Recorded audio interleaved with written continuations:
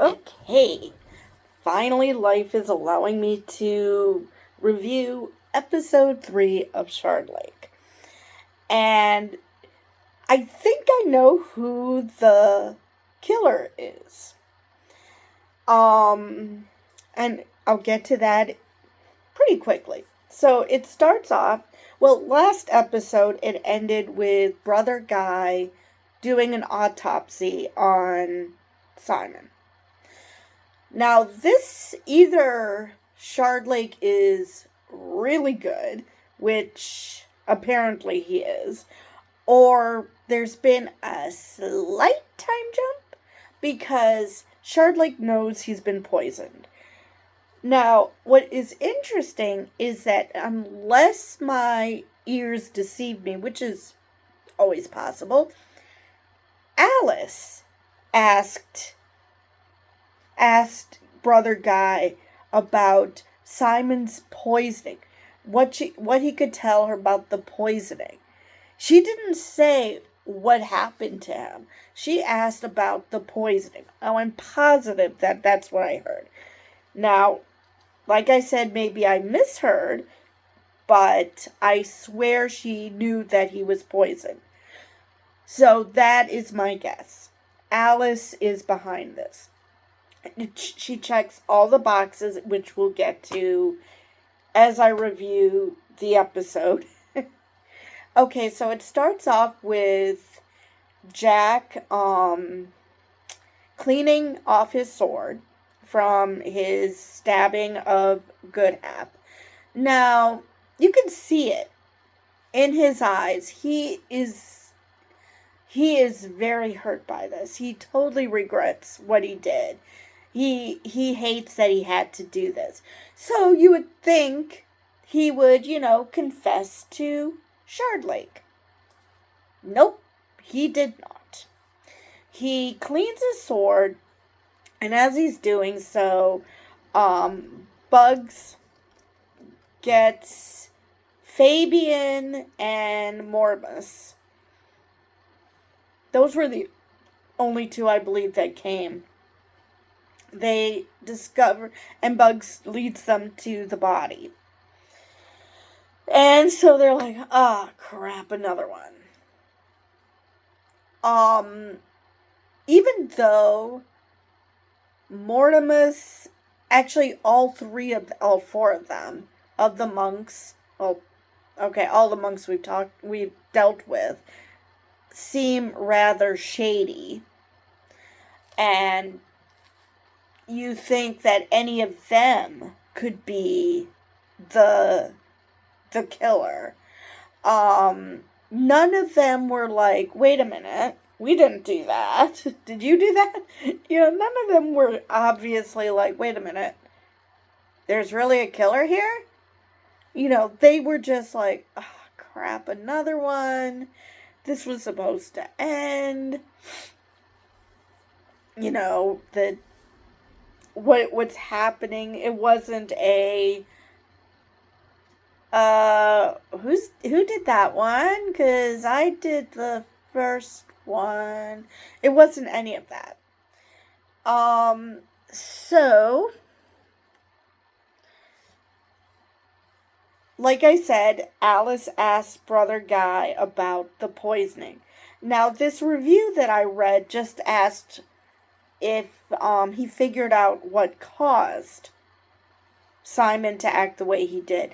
But I swear she said, what poison caused him to act like that? So, the only person who would know it was poison, I mean, it's possible she's as smart as Shardlake. I mean, that's entirely possible. But in shows like these, in murder mysteries like these, it's usually the one you don't expect. And Shardlake talks about all of the abbot and the monks, that they're all suspects, but he never mentions Alice. It's as if because, by virtue of the fact she's a woman, she could not have done this. And let's face it, she's not a shrimp. Um, I mean, I would say Jack would be tall, so she would be of medium height, so that would check out. And we've already seen that she's fairly strong because she was able to pull Shardlake out of the freaking marsh. So she's not a weakling. And as more evidence comes up, I'll show how. Like I said, she checks all the boxes. She's not obvious. She fits the profile. And then there's another thing, which, like I said, I will get to. Now, Brother Guy is being coy, saying, don't worry about it. Basically, don't worry your pretty little head about it. Which, they're trying to make Brother Guy be suspicious. And, which, like I said, they're making him too suspicious. Same thing with the abbot. Making him too damn suspicious. So, yeah, that's why I'm thinking it's Alice. She is the absolute least suspicious. Of course, why? What is her motives? Well, I'll get to that in a minute. So, Edwig, Brother Edwig, or Edwin, I'm not sure, told Shardlake that Goodlap left. That he left at the first light. And, of course, Jack is listening to this, and of course Jack knows that's bullshit because, well, he killed him. Granted, again, it wasn't intentional. Of course, I'm not going to say exactly it's self-defense because Goodhap was not exactly someone who, even though he had his little sword, that next to Jack, that he was any threat. Because Jack was easily avoiding his thrusts. But technically you could say it was, because like I said, he ran at him and basically impaled himself on the sword. So, you could make a case. But, again, does Jack say anything? No, he does not. I'm not sure why, because he initially wanted to frame it, I assume, on whoever killed Singleton, to basically force Shardlake's hand into closing the monastery, just, basically making all the monks guilty, getting them all hung, and moving on with your life. But, well, the monks kind of screwed that plan up, if that was the plan. So, and of course he used that opportunity to ask for his books back. So, like I said, he mentions all the monks who visited Simon while he was sick in the infirmary, because Shardlake figured out he was poisoned. And again, no one mentions Alice, because Alice was there. I mean, obviously she didn't technically visit him, because, her job was just to mull around and make sure everything was clean and blah, blah, blah. So, she was omnipresent.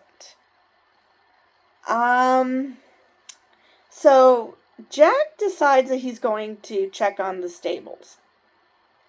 And Shardlake's like, but you barely eaten. And I'm thinking he didn't eat at all.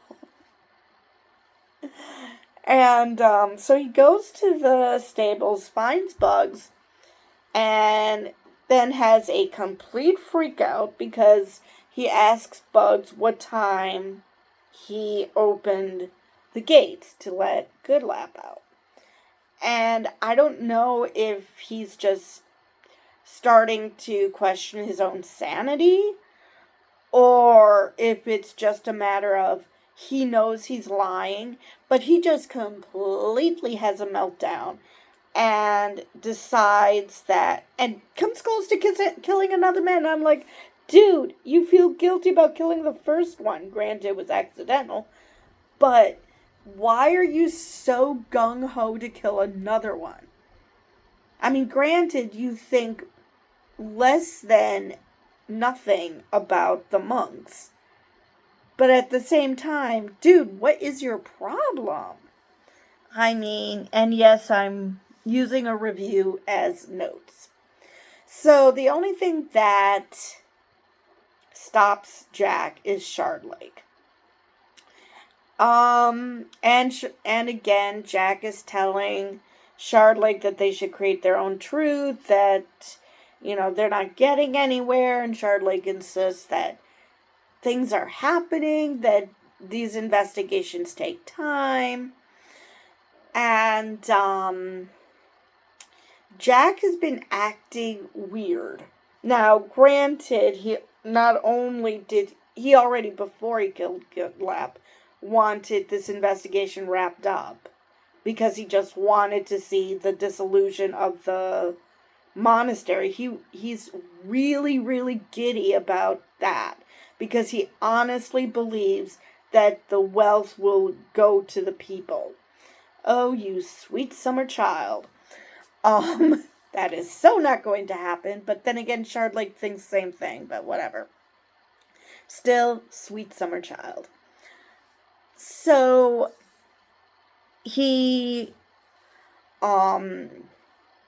just explains to Jack that, things are moving, and he looks at that, then we see him in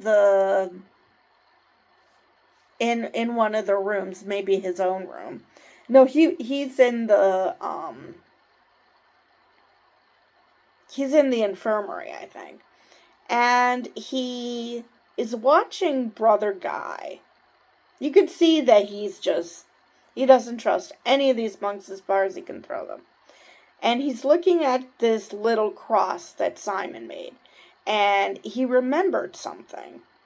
And what he remembered was to search the pond.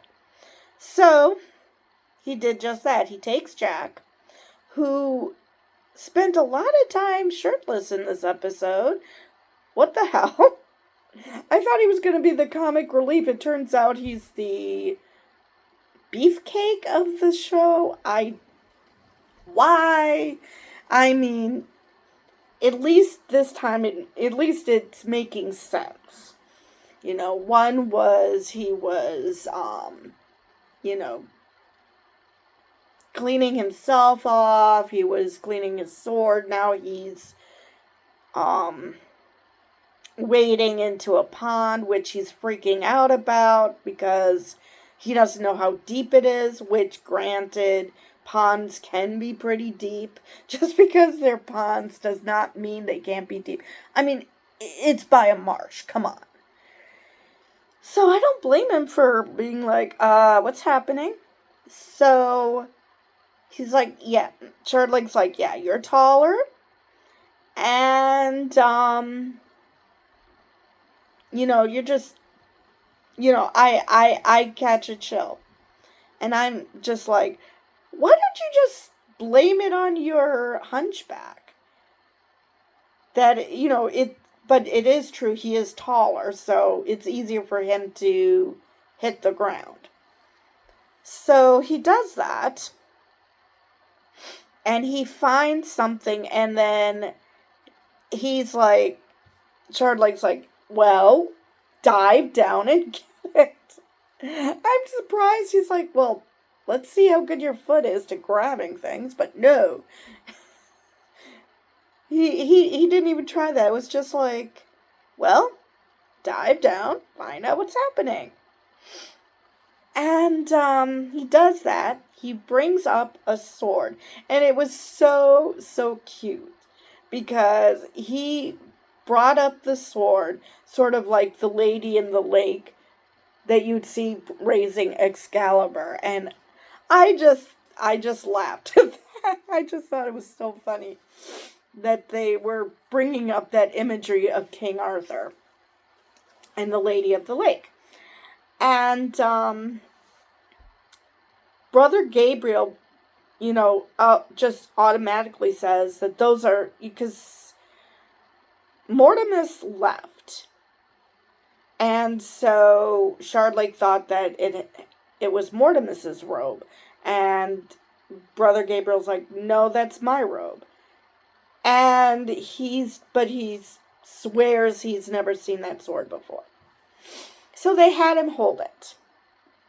So he held it with one hand. He goes, it's heavy. Holds it with two. And it's like, it's not that heavy with two hands. And Jack seemed to be like, I might have misheard, but it sounded like he said something questioning whether he took off Singleton's head with it. And I'm like, because he said that he feels something. And I'm like, dude, he can only hold the sword well with two hands.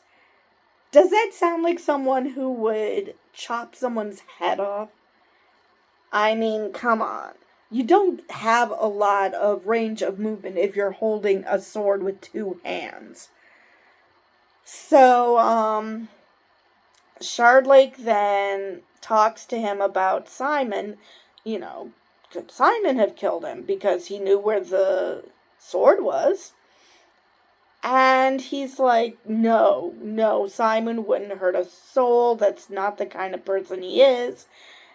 I was really expecting Shardlake, or maybe he did figure it out and he just didn't want to say it, that there was something going on between Gabriel and Simon, just like Bugs had pointed out earlier, even though Gabriel freaked out at the thought that Bugs was mentioning it. Obviously, this is an open secret, and even though at that time homosexuality was frowned upon, apparently nobody seemed to care. Not in the monastery, anyway. So,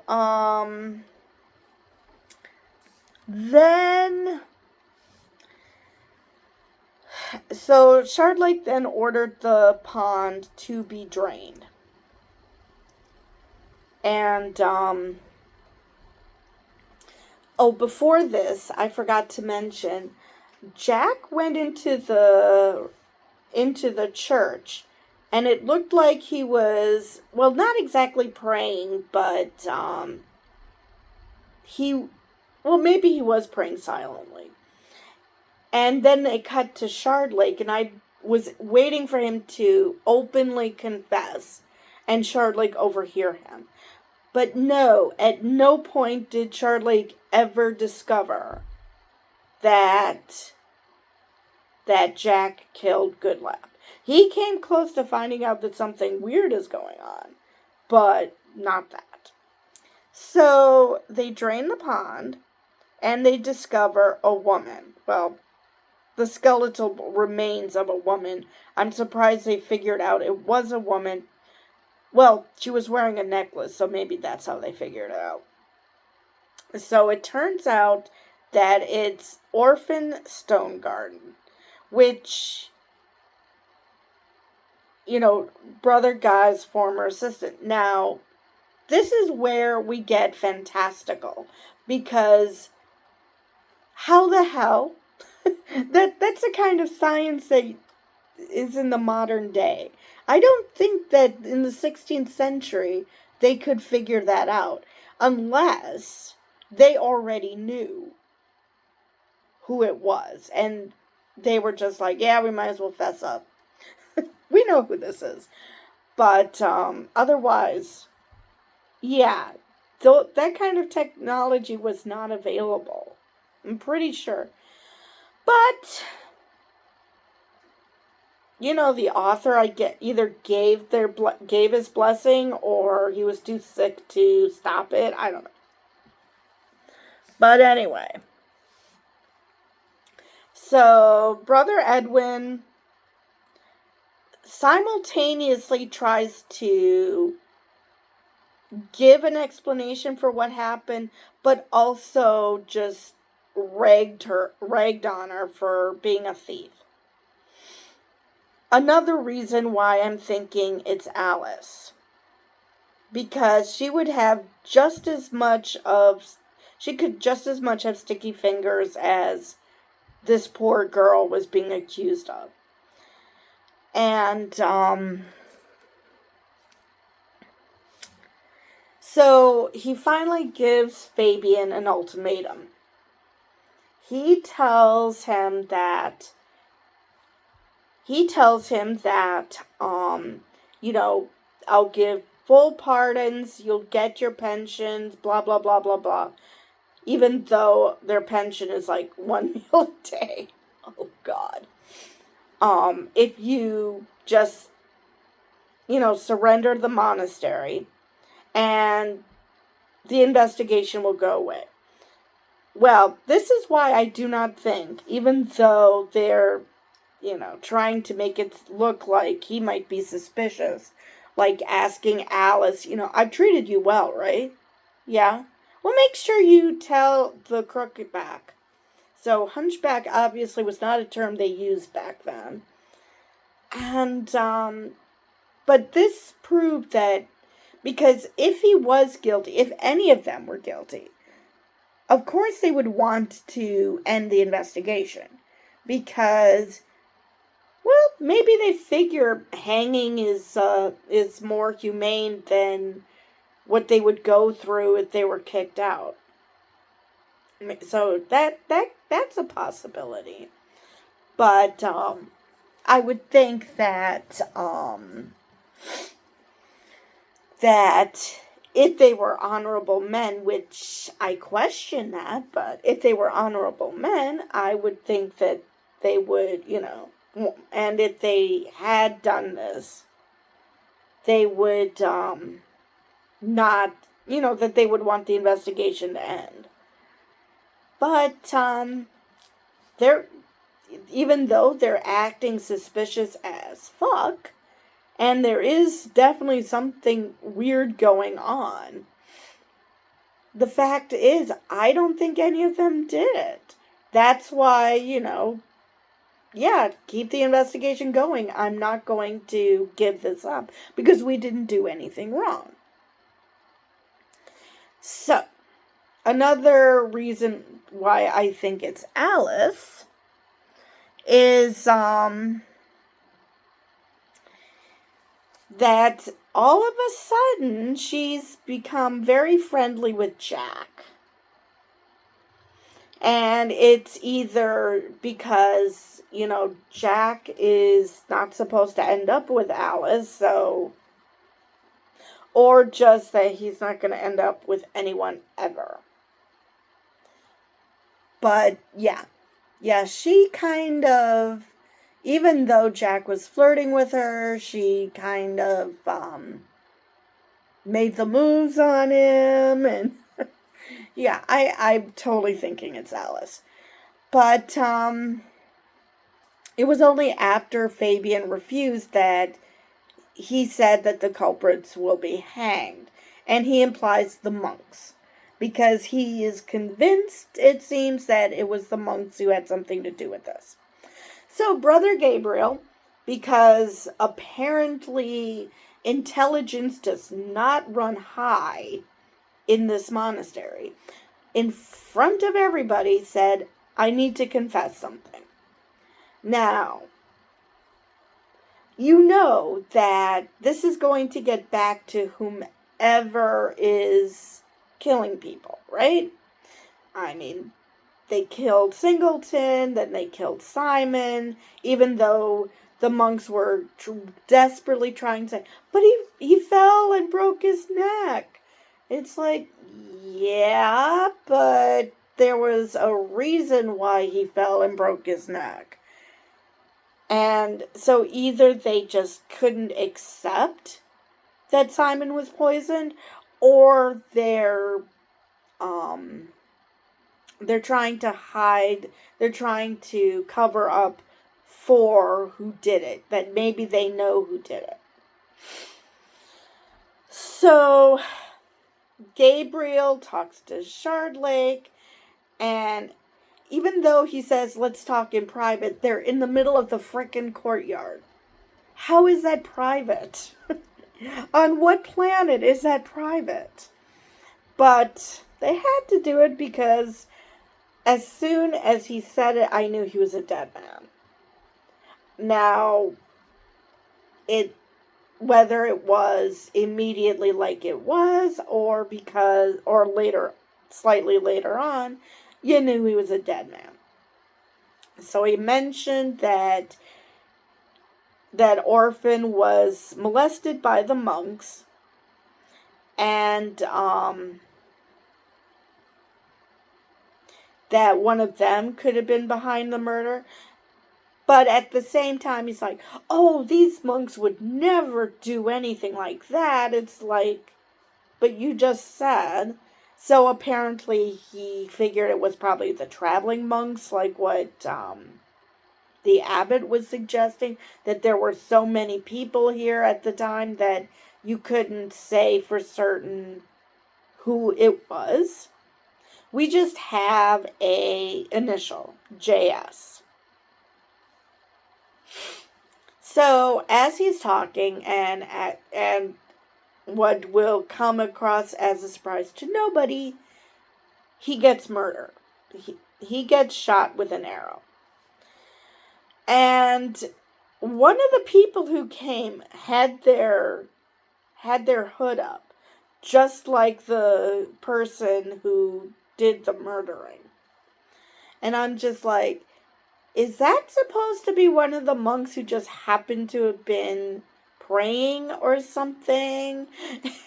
or they had the murderer be one of those who comes to Gabriel's aid, but they just forgot to uncover their hood or something. And they're just, not doing much. You would think that they would, carry him to Brother Guy, or at least take the damn arrow out. I realize this is the 16th century, but really? Not even think, let's remove the arrow because, unlike bullets, we can do that? It was just so weird. I mean, granted, it was through the heart, so it's not like they could save him, but still, they were just, pawing him. It was very, very strange. Let's see. So, he tells Jack that he's going back to London, and Jack should stay to find out the results of what Coppinger what Coppinger finds. And before Coppinger encounters Shardlake, this Mr. Crow is the one who takes one of the receipts for himself, and the rest, he said, in 4 or 5 days you can give to Shardlake. And now, this is my theory. Alice was saying that her husband died suddenly, nobody knows what happened, blah, blah, blah. What if she's lying through her teeth and Mr. Crow is actually her husband? And they're in cahoots. Because I find it hard to believe that they're going to pin everything on Mr. Crow. I find it hard to believe simply because he's just a mystery man right now. He's not at the monastery. We never see him at the monastery. And to get from the monastery to the town would be pretty freaking obvious. Shardlake would have already figured this out. So, that is my working theory. So anyway, Shardlake meets with Coppinger, and he promises receipts within a day. Like, Jack is not thrilled about being on receipts duty, waiting for the receipts. So Alice comes to see him, and they get it on, and I'm just like, yeah, Alice is totally the one behind this. And Mr. Crow is there.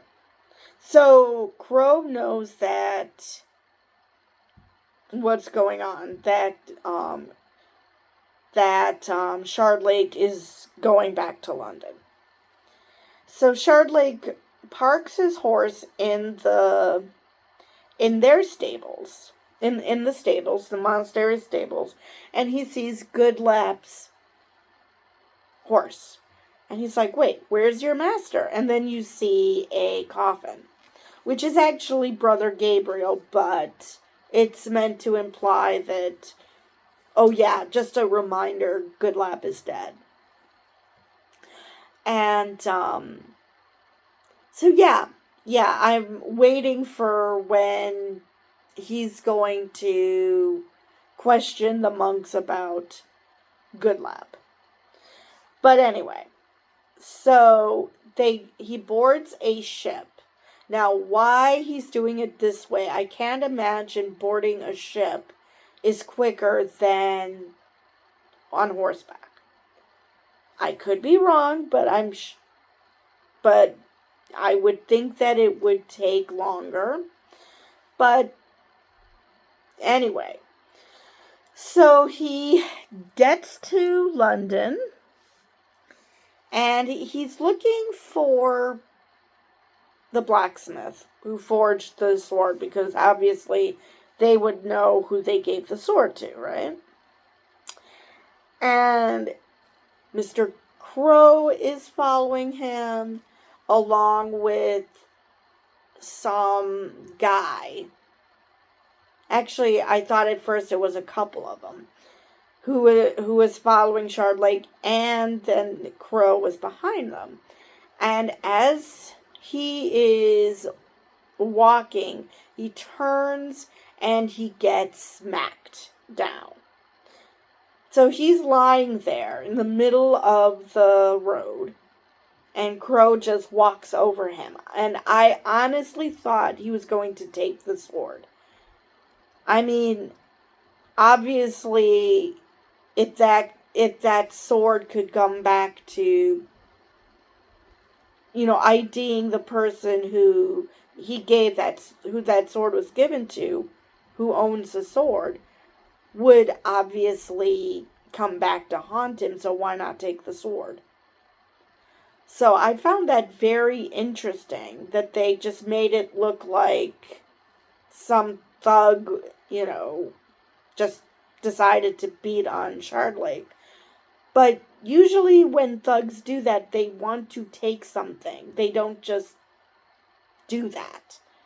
So yeah, that was just very, very strange to me, that they didn't take the sword. Because that was the last frame, was Shardlake lying down, face down, but he still had the sword. And again, why? Why didn't they take the sword? I mean, it's supposed to have been made of gold. How could they have not done that? I mean, that's just so weird. It's like they didn't know the significance of the sword. Maybe even though Crow and Alice are in cahoots, that they just didn't know that the sword had significance. Maybe they thought it was just how he carried his sword to defend himself, or something. I don't know. As I said, it was very, very weird. So, next episode is the last of the season. And I assume that we're going to find out who the killer is. I doubt that they would make this a cliffhanger, especially since we don't know if there's going to be a season 2. I hope there is. I really do. This is a very interesting show. And so next episode, I think they're going to find out the killer, and I'm pretty sure Jack is going to finally come clean. He's going to admit, at least to, if not the monks, at least to Shardlake, what had happened. And I was right. He does have imposter syndrome. He even admitted it to Alice, that he feels like he's an imposter. That, yeah, he's wearing this fancy clothes, but he doesn't see him, but he's just like, so close to being back in rags. That's why he doesn't have a wife. Personally, he looks more like a womanizer. I mean, he hasn't met a skirt he didn't like, but that's what he told Alice, that he feels like an imposter, which I called it from the very beginning. Well, from second episode anyway, that he feels like an imposter, and the fact that prior to this episode, Shardlake kind of treated him like a nuisance, like, I don't need you here. This was the first time that they acted like they were in cahoots, that they were working together. I mean, they were even having this cute banter at the pond, and I'm like, oh yeah, they're becoming buddies. This is awesome. I'm liking this. So yeah. So unfortunately, because Shardlake seems to be developing a respect for Jack, that might make him less willing to admit the oopsie he did. Because it was. And he could totally say that it was a matter of self-defense. That he was threatening him with a sword. Granted, it was a little stick sword, whereas he had a real sword. But he still was threatening him. But yeah, I'm wondering if Jack does come clean with that knowledge. And I just find it amusing that we're coming up to the last episode of the season. Sean Bean was listed as one of the stars of the show, and we've seen him in one episode. They've mentioned Thomas Cromwell every episode, but we've only seen him in the first one. I can only assume that now Shardlake is back in London, that they might show up again. But, especially since Shardlake was accosted.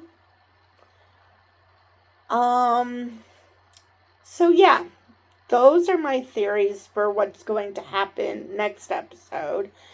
And, we'll see.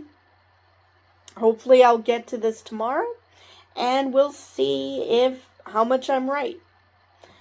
So with that, I will see you guys in the next video.